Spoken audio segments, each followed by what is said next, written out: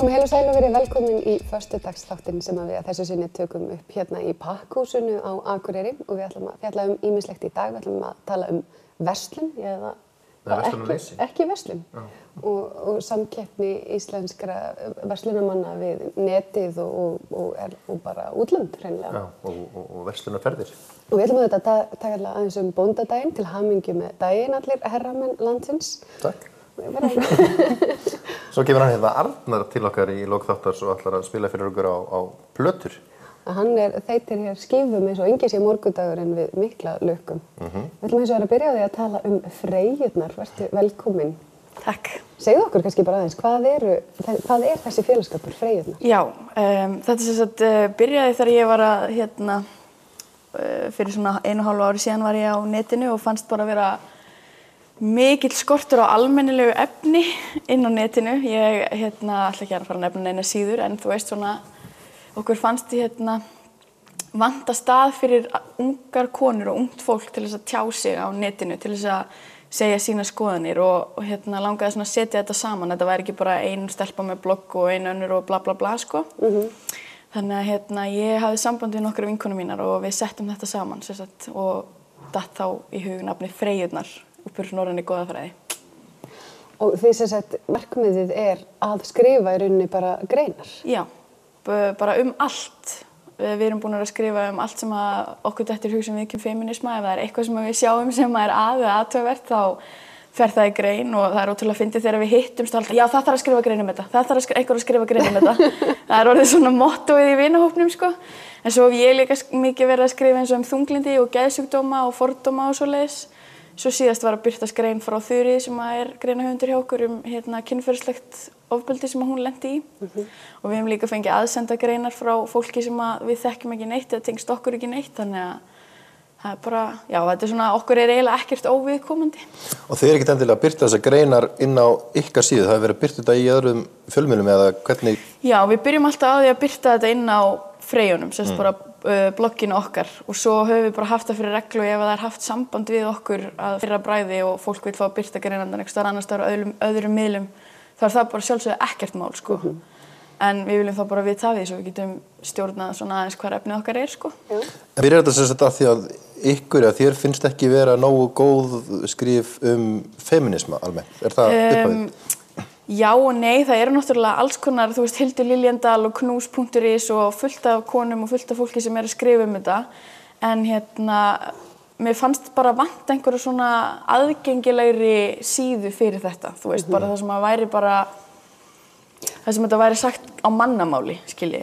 En af hverju feminismi? Er það sem ykkur helst hugleikið? Já, það skiptir okkur rosalega miklu máli og okkur mjög hugleikið og þá erum við ekki að tala það að við rökum ekki okkur lappirnar og höfum alla kalla og viljum að, þú veist, stjaksetja þá til hamingju með bóndadaginn.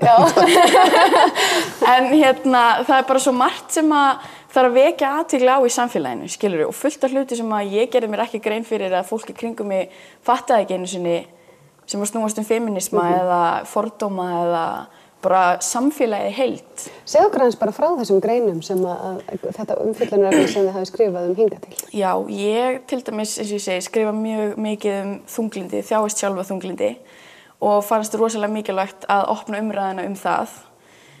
Bara því að það ótrúlega leiðilegt hvað maður mætir ennþá miklum fordómum enn þann dag í dag og þær hafa bara hlotið einróma lof og ég mjög fegin fyrir það og síðan höfum við verið að skrifa Óskarsverðlaunaafhendingar, kynfærarakstur, heimilisofbeldi, bara alls konar misfellur í samfélaginu og mismunun á konum og körlum. En alltaf örlítið svona kvenlegt eða hvað? Já, alltaf örlítið, en svo fáum við alltaf komment sko, já en kallar eru líka misnotaðir og kallar eru líka og kallar eru svona hinsegin og þú veist, það ekki svo við vitum það ekki sko. Kallar ekki líka svo lappirnar? Já, nákvæmlega, við vitum alveg að allir kallmenn hata ekki allar konur, nákvæmlega eins og við hötum ekki allar kallmenn sko. En þið nútíma rauðsokkur eða finnst ykkur hata mikið á ykkur?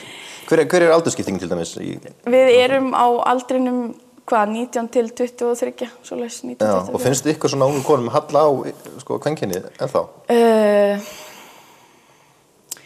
Já, það bara ennþá alls konar, þú veist, misræmi og misrétti í samfélaginu og mér finnst mjög leiðilegt hvað margar unga konur og konur okkar aldrei gera sér bara ekki grein fyrir, leiði þetta bara hjá sér. Og það eiginlega frekar það sem við viljum gera, bara svona að opna umræðina, ekki að vera að steita hnefana og kveiki brjóstahöldurunum okkar og eitthvað, heldur bara að opna umræðina og vera bara sammála. Þannig að það vantar kannski bara meiri umfjöllun viðkvæm málefni sem snertir meðal annars unga konur. Já, til dæmis. Og bara opna samræðina. Einmitt, og hveti líka við sko bara blygðunarlaust hendum öllum kommentum sem að koma inn á síðuna sem að, þú veist, okkur finnst ekki vera í samræmi við það sem við erum að reyna að ná fram sko. Og ég tek ekki þátt í því að rífast við einhverja kallarinn bara á netinu það verður bara að fara á almennilega og ríða þér og eitthvað svona sko, þú veist, það bara... Og fáið þið svoleiðis? Já. Því miður, þú veist, maður með sand á öllum óheilugum stöðum og maður hundleiðilegur og maður á ekki, þú veist, eitthvað svona, maður hafi aldrei eftir að eignast kærasta og eitthvað. Í alvöru? Það í alvörunni það sem við fáum oft sko.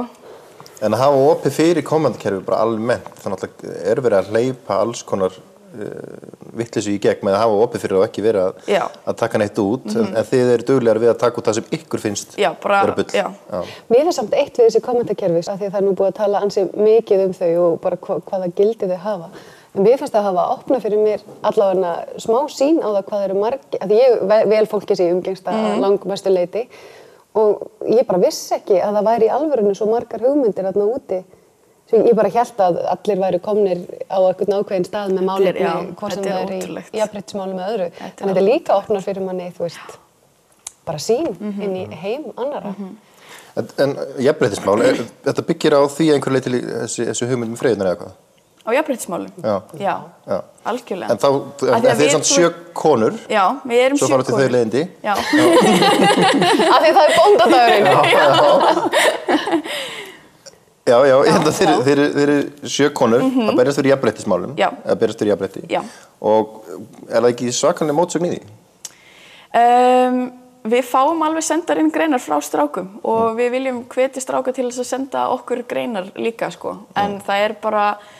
Því miður á okkar aldri rosalega, eða í kringum okkar allavega ætla ég að segja, rosalega fáir strákar sem að virðast einhvern veginn svona, þeir eru bara svona bæði og sko. Þú veist, það ekki margir strákar sem að kannski gera sér grein fyrir því að, þú veist, þetta eru meðfæddir réttindi þeirra bara að fæðast svona. Þannig að þið eru ennþá í ákveðinu bara að komast upp í einhvern balans? Já. Af því að feminismi og jafnrétti það sama, það helst algjörlega í hendur, skilur við. Við viljum ekki að konur ráði öllu og séu ráðnar í allt og fái medaljur bara fyrir það að taka þátt. Við viljum bara að við séum jöfn öllum, skilur við. Þannig að þegar þið eru komin hingað þá detta 4-5 strákar inn í freyjurnar. Já, kannski.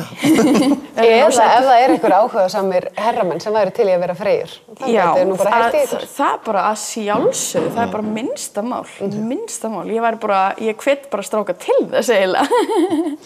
En hvar getur fólk síðan, svo fólk við endur því? Já, síðan heitir núna freyjur.wordpress.com og það hægt að senda okkur greinar og ábendingar og hafa samband við okkur bara á freyjur@gmail.